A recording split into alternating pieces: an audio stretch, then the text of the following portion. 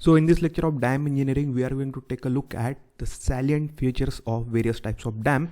And in this specific topic, we will be looking at gravity dam, earth dam, and several other types of dam with respect to comparison point related to whether what kind of foundation is required, what kind of valley is required, then initial cost, maintenance aspect, then total life period of the dam, then labor required for construction, then inspection facility, then subsequent raising possibility, and resistance against temperature stresses. So first of all, let's take a look what kind of dam we will be seeing and what are the various comparative aspects that we are going to discuss in this specific topic.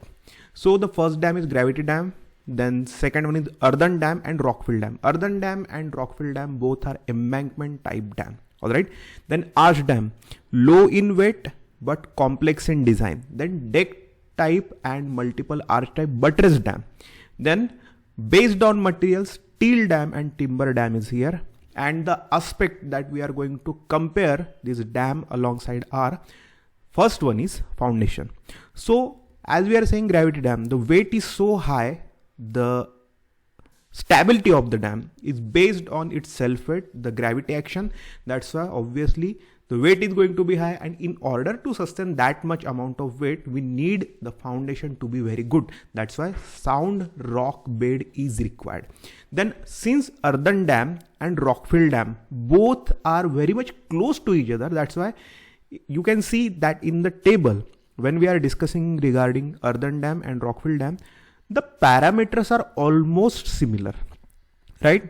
That's why they are categorized under the one term, that is embankment dam. The basic difference between earthen dam and rockfill dam is that earthen dam comprises of mostly soil, silty material, and rockfill dam consists of soil as well as rock. That's why there is not so much difference in between them. That's why on parameter they stand like one another, right? And regarding the foundation requirement of earthen and rockfill dam, you can go with any type of foundation for earthen and rockfill dam. And here specifically in arch dam, we are talking about arch action stability. That's why the side flanks are required to be strong. Okay, for example, this is the front view of arch dam. Then the side flanks, the sides of the foundation are also required to be strong alongside the bottom. Okay, sound rock in bed as well as in flank. Flank means sides. Then deck type buttress dam, deck slab type buttress dam, and multiple arch type buttress dam. Good rock foundation is the minimum requirement. Then for steel dam, sound rock should be there, and for timber dam, any type of foundation can do. Then regarding shape of valley, okay, means what kind of opening is required for that construction of that specific type of dam. So in case of gravity dam, the gorges should be moderately wide. Okay, the width of opening should be wide. Then in case of earthen dam, the valley should be wide and the slope should be gentle, and it is same for rockfill dam.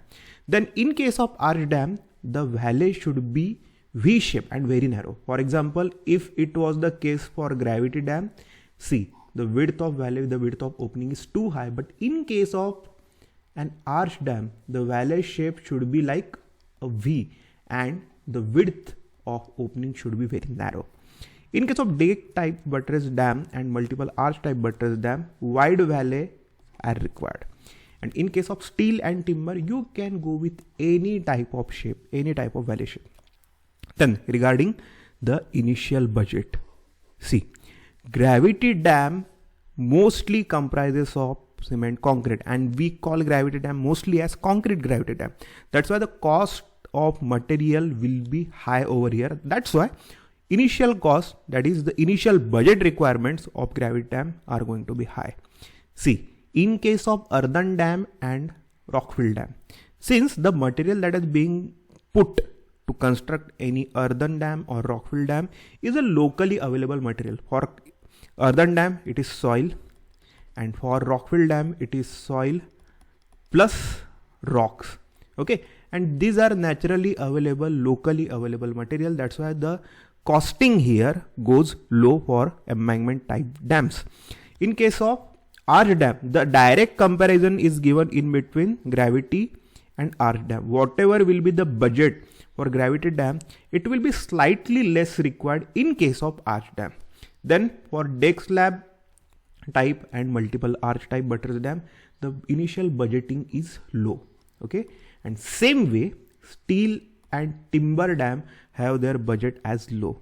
Okay, then regarding maintenance, see, whenever the initial budgeting is high, we can see that the maintenance goes low, because whatever highest quality material that is being put to use for construction of that specific type of dam, it renders the maintenance of that dam to be on the lower side. See, concrete gravity dam, already high quality material and highest level of accuracy and precision is put to use in case of gravity dam construction. That's why the maintenance case here is low.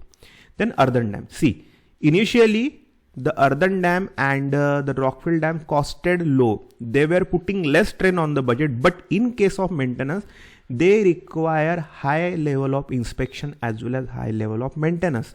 In case of arch dam, the maintenance is low. In case of deck slab type buttress dam, the maintenance is moderate, not too low, not so high. In case of multiple arch type buttress dam, the maintenance is low. See, again, when the initial cost is low for any construction, then it renders into high amount of maintenance required, right? Then regarding lifespan, see, higher the quality of the dam, more will be the lifespan served. What sort of material, what sort of skill set will be put in the dam construction, in the maintenance, then it is going to decide whether the lifespan being served by that kind of dam is long or short or moderate. In case of gravity dam, it is long. Earthen dam, provided that you are having a good maintenance over there, it is going to be long. In case of rockfill dam, it is moderate. Then in case of arch dam, the lifespan served is moderate. Same way, it is moderate for deck slab type buttress dam. In case of multiple arch type buttress dam, the lifespan is long. See, in case of steel dam, provided that you are having a proper rust proof maintenance over there, the steel dam is going to serve you for a longer time. In case of timber dam, since we are talking about wood being put into use for retaining some water, here we are talking about wood which is a putrescible type of component. Okay, that's why the lifespan served by timber dam is low. Then regarding labor, what skill set of labor is required? What is the initial requirement of labor while constructing that dam? In case of gravity dam, it is required to be high. Okay, skilled labor is required. Then in case of embankment dam, unskilled labor can also do the thing. See, in case of arch dam, where construction design are complex, that's why skill set of laborer required is very high. Same goes with deck type and multiple arch type buttress dam.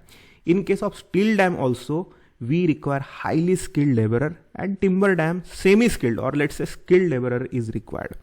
Now whether inspection over the dam, whether inspection possibility is there or whether inspection suitability or availability is there, let's say with respect to gravity dam, it is not good. Means you cannot inspect the dam or the structure in every possible way.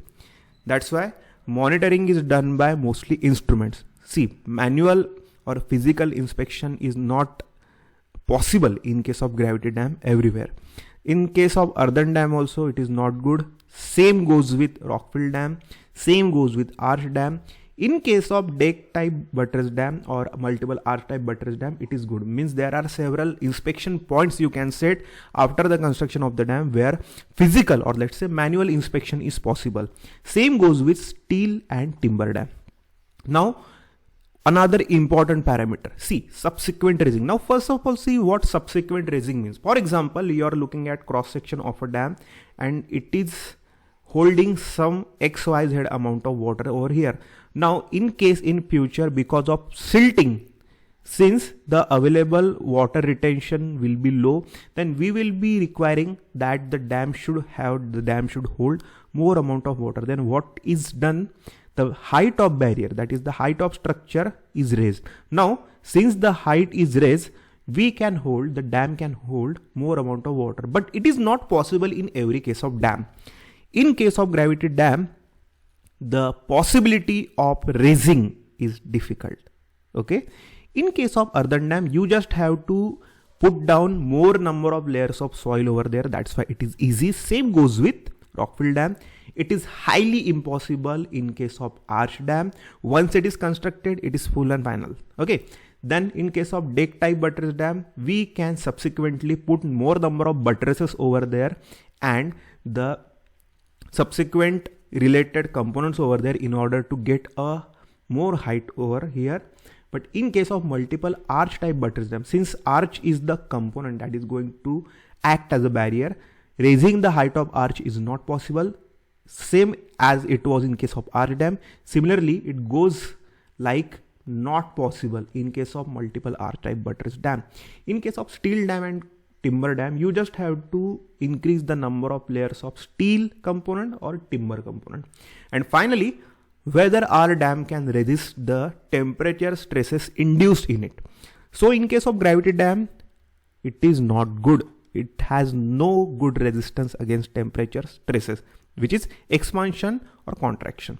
Earthen dam, it can easily take the temperature stresses. Same goes with rockfill dam. In case of arch dam, again, just like gravity dam, it is not good. In case of deck type buttress dam, it is good. Same goes with multiple arch type buttress dam.